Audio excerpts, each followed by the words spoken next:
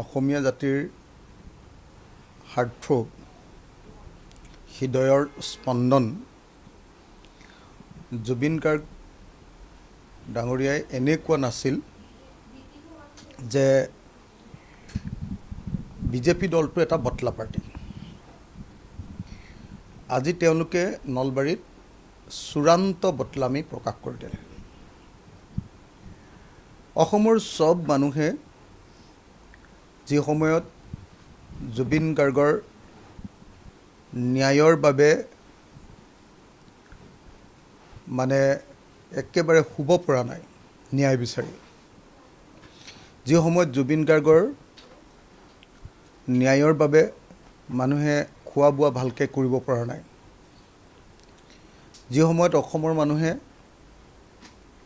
জুবিন গাৰ্গৰ ন্যায়ৰ কাৰণে একো কাম কৰিব পৰা নাই, সেই সময়ত বিজেপি দলে আজি নলবাৰীত যিটো বটলামি কৰিলে সেইটো অসমৰ ইতিহাসৰ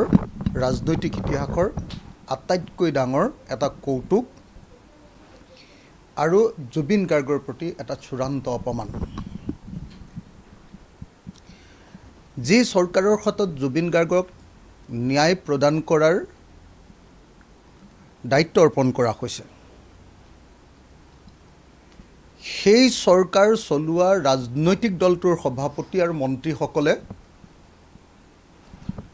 আজি জুবিন গাৰ্গক ন্যায় দিব লাগে বুলি ৰাজপথলৈ ওলাই আহিবলগীয়া হৈছে, ওলাই আহিছে। যিটো ডিপাৰ্টমেণ্টে ছিংগাপুৰত গৈ নৰ্থ ইষ্ট ফেষ্টিভেলখন পাতিছিলে, সেই ডিপাৰ্টমেণ্টটোৰ মন্ত্ৰীজনে যোনে পাতিছিলে প্ৰবীত্ৰ মাৰ্ঘেৰিটা, আপোনালোকে জানে যে external affairs ministry presence north east India festival in Singapore এই বুলি তেওঁলোকে এডভাৰটাইজ কৰিছিলে যে আমাৰ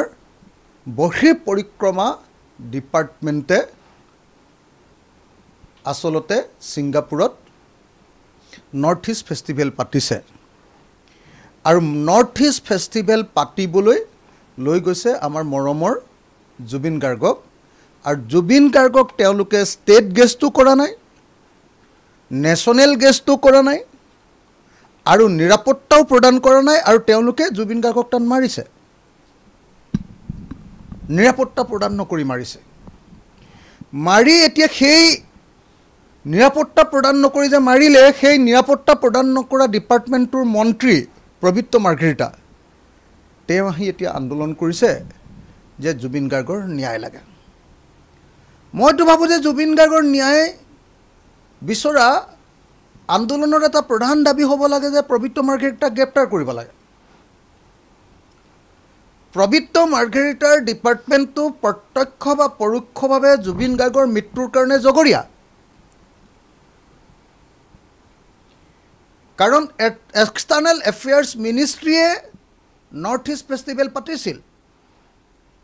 আৰু সেই এক্সটাৰ্নেল এফেয়াৰ্ছ মিনিষ্টাৰ এজন হ'ল অসমৰ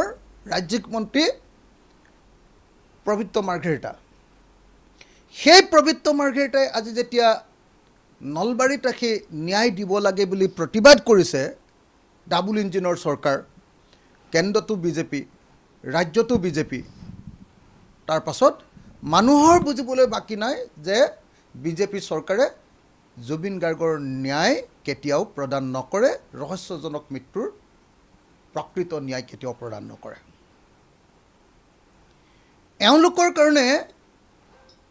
2026 ৰাজনীতিৰ হাথিয়াৰ হৈ পৰিল জুবিন গাৰ্গ। এওঁলোকৰ কাৰণে জুবিন গাৰ্গৰ ন্যায়, জুবিন গাৰ্গৰ মৃত্যুৰ ৰহস্য উদ্ধাৰটো গুৰুত্বপূৰ্ণ নহয়,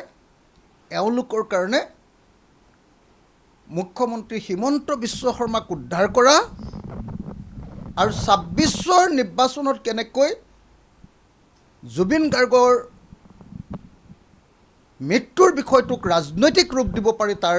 চিন্তা কৰাটোৱে তেওঁলোকৰ বিজেপি দলৰ এই মুহূৰ্তৰ আটাইতকৈ ডাঙৰ কাম।